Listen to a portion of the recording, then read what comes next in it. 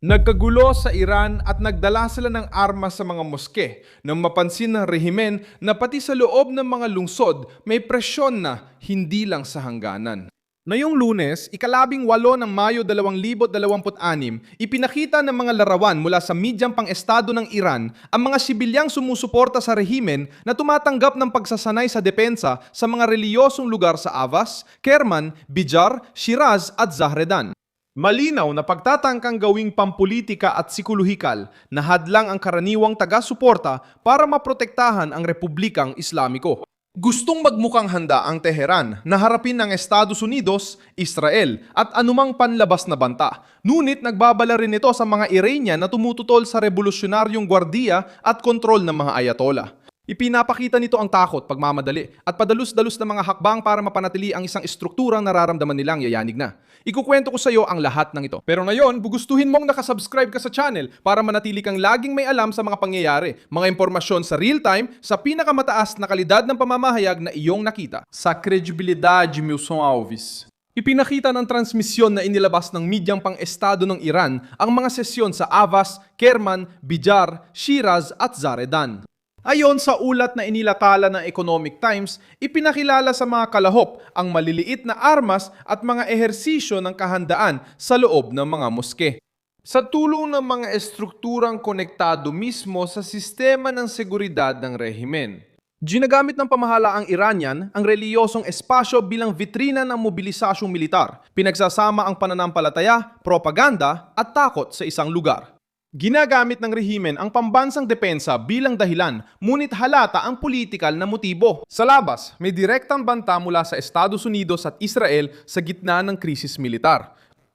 Sa loob, takot sila na baka gamitin ng ilang pulis at mamamayan ang paghina ng sentral na kapangyarihan para atakihin ang revolusyonaryong gwardiya at estrukturang panrelihiyon na kumukontrol sa Estado. Ang mobilisasyon ng mga sibilyang sumusuporta sa rehimen ay mensahe sa mga panlabas na kaaway at panakot din sa mga Iranianong ayaw sa pamumuno ng mga ayatollah. Hindi nag-iisa ang tagpong ito. Noong araw bago nito, Mayo 16 iniulat ng Iran International na ang mga tagapagbalita ng pambansang telebisyon ng Iran ay lumitaw sa studio na may dalang riple. Sabi nila natututo sila ng mga batayang kaalaman sa paghawak at pwedeng sumali sa digmaan kung kailangan. Napansin ng istasyon na tila may simbolikong at instruksyonal na halaga ang mga paglabas na yon. Kahit ganon, mabigat pa rin ang simbolo. Kapag pinalitan ng telebisyon ng rehimen ang diskursong politikal ng armas sa studio, hindi ito nagpapakita ng kapanatagan. Ipinapakita nitong nasa emergency mode na ang propaganda. Kilala ang nasa likod ng makinang ito, Badzi. Ang milisyang voluntaryong ito ay katuwang ng revolusyonaryong gwardiya ng Islam, sumusunod sa pamumuno ng kataas-taasang pinuno at matagal nang konektado sa mga moske, mga kapitbahayan at mga network ng panlipunang kontrol. Inilarawan na ng CNN Brazil ang Batsi bilang puwersang ginagamit upang suportahan ng teokrasya, ipatupad ang moralidad ng Islam at supilin ang mga tumututol. Ganito ang uri ng estruktura na tumutulong magpaliwanag kung bakit ang pagsasanay ay isinasagawa mismo sa mga mosque at hindi lang sa mga karaniwang base militar. Layunin ding ihanda ang mga sibilyan, hindi lang para sa karaniwang digmaan. Alam ng rehimen na komplikado ang malawakang pananakop sa Iran, pero batid din nilang pwede magdulot ng kawalan ng kontrol ang mga tumpak na pag-atake, mga blokeyo, krisis sa ekonomiya at mga panloob na pag-aalsa. Sa pagsasanay ng mga taga-suporta ng rehimen, sinusubukan ng Tehran na bumuo ng kalat-kalat na depensa, lokal na network ng presyon at mensahe ng pagbabantay sa mga lungsod. Simple lang, kapag naging problema ang lansangan, gusto ng rehimen na may mga tapat itong taong handang umuko pa rito bago ang mga kalaban nito. Pero hindi nila ito basta na lang ginagawa ngayon. Alam nila na pwedeng may mangyaring nakakatakot laban sa teroristang rehimeng ito. Halimbawa, ang posibilidad ng isang paglusob sa lupa ng Estados Unidos, isang kontroladong paglusob sa mga estratehikong lugar para pilitin ang rehimen na umatras. Kapag tumitindi ang tono ng Washington, nagpo-post si Trump na nauubos na ang oras ng Tehran. Nabalaho ang krisis diplomatiko. Tinamaan ng mga drone ang paligid ng Baraka Nuclear Plant sa UAE at ipinakita ng Iranian media ang mga sibilyang sumusuporta sa rehimen na nagsasanay ng armas sa loob ng mga moske. Hindi na lang ito digmaan ng presyur sa impapawid, kundi nagbubukas din ng posibilidad sa mas matinding operasyon sa lupa. Hindi ibig sabihin na may mga tangke na aabante sa buong Iran dahil malaki, mabundok at puno ito na nakakalat na estrukturang militar. Pero maaari mga hulugan ito ng limitadong, eksaktong at estratehikong pagpasok sa mga isla, baybaying lugar, mga base ng revolusyonaryong gwardiya o mga puntong ginagamit para sa mga drone at misil.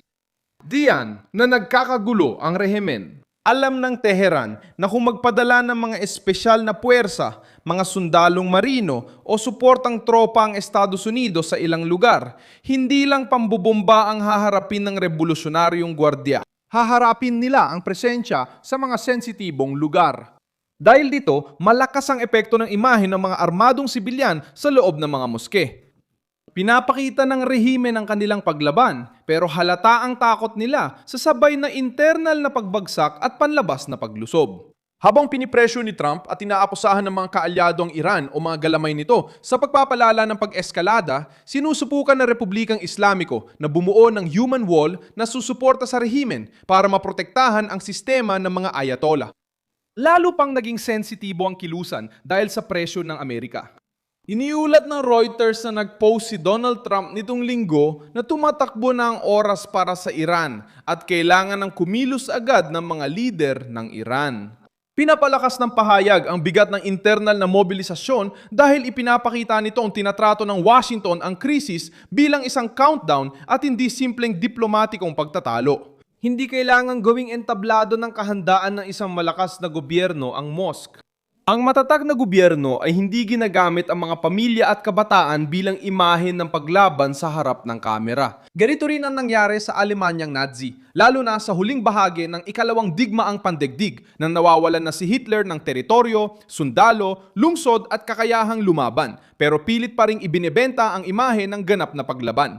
Sa huling desperasyon, naglagay ang rehimen ng armas sa mga kabataang Hitlerista at pinakilos ang sibilyan sa Volkssturm, isang mabilisang puwersang nilika para pigilan ang kalaban. Nung wasak na ang regular na hukbo.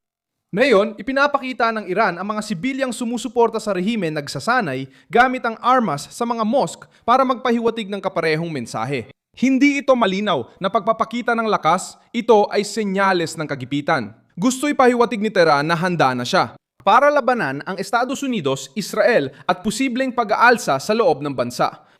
Eksaktong eksenang ito ang nagpapakita ng takot ng rehimen. Kapag naglabas ng armas ang diktadura mula sa kwartel at binigay sa karaniwang taga-suporta, inaamin nitong hindi na lang ito usaping militar, kundi laban na para sa pampulitikang kaligtasan. Ginawa ito ni Hitler nung malapit nang bumagsak ang kanyang rehimen. Ganito rin ang ginagawa ng Iran ngayon para subukang pigilan ang mundo. Pareho lang ang nakikita ko. Isang rehimeng kinakabahan, nasa ilalim ng presyon at pilit ginagamit ang tapat na sibilyan bilang panangga sa huling sandali. Ako si Milson Alves, internacionalista, at layunin kong panatilihin kang ulat sa katotohanan araw-araw. Ang mga link ng balita ay nasa video description. I-like ang video, mag-subscribe sa channel at tingnan ang mga komento para maging aktibo sa komunidad ni Milson Alves.